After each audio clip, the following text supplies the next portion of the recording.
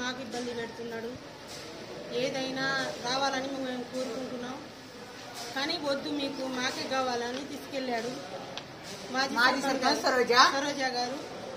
ఎకరం 10 గుంటలు భూమి గుంజుకొని మీకు లేదంటాడు. వాళ్ళ 10 ఇల్లు ఉన్నాయి, కానీ కూడా మాకు కావాలని ఆశతో ఆయన తీసుకుపోయిండు. కానీ మాకు వద్దు, మీకు వద్దు, గోరుగొడక తండకు వద్దు, అసలే వద్దు. గ్రామ పంచాయతీ ఎందుకు మీకు అని నమ్మించి మాకు మోసం చేసిండు, పవానం చేసిండు. చెట్టు కింద పవానం చేసి మేము మంచిగా జరిపిస్తాను, మంచిగా చేస్తాను అని పెట్టాను. నాతో మీకు ఉంచుతా అని మాజీ సర్పంచ్ మాతో కలిపి మాకు ముందు నడిపించి ఆమె వెనక నడిచింది. నడిపించి మేము కూడా మంచిగా మాకు న్యాయం చేస్తుంది అనుకుని ఆమెకు నమ్మినాం.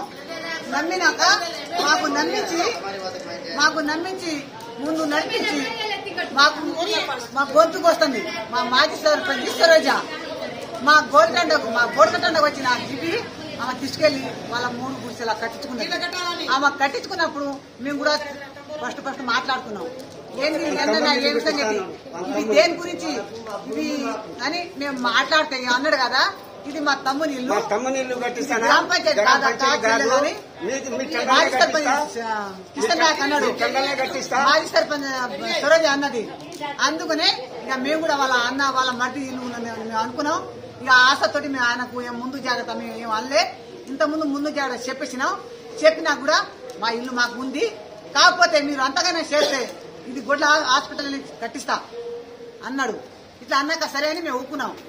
మరి అట్లా అన్నాక మేము ఒప్పుకున్నప్పుడు ఇప్పుడేమో నిన్న కాదు మొన్ననే మాకు అంతా కార్యదర్శి సార్ చెప్పిండు. ఆయన తీసుకొచ్చి తాడు తీసుకొచ్చి క్షమలన్నీ మూట కట్టించి మళ్ళీ ఫస్ట్ మధ్యాహ్న రాత్రి ఒకనాడు సారి తీసుకుపోయాడు. మధ్యాహ్న రాత్రి ఎవ్వరికి తెలియకుండా నైట్ వచ్చి తీసుకెళ్ళండు. దొంగతనంగా మట్టంటే ఎవరికి తెలియకుండా తీసుకెళ్ళండు. అయితే ఎందుకు తీసుకెళ్ళండి అని మేము చెప్పేవారికి అదే నైట్ వచ్చి వాళ్ళే తీసుకొచ్చి మళ్ళీ ఆపరేషన్ తెచ్చినాక మళ్ళీ నిన్న కూడా మధ్యాహ్నం ఎవరి పనికి వాళ్ళ పోయినాక మధ్యాహ్నం వచ్చి మళ్ళా మూట కట్టించి కార్యదర్శి సారు ఈ పిటిషన్ పెట్టిన తర్వాత లోపలేసి అంతా వెళ్ళిపోయారు. ఇప్పుడు సపోర్ట్ ఎవరు చేస్తాడు? కార్యదర్శి సారే చేస్తాడు. ఎందుకంటే నాకే కావాలి, నువ్వు సంతకం వేస్తే ఇది నాకే వస్తుంది అని ఆ సుధాకర్ సార్కి చెప్పేసి ఆయన తీసుకుపోతాడు. సారు మాకు మాత్రం ఇది కావాలి, మాకు కావాలి,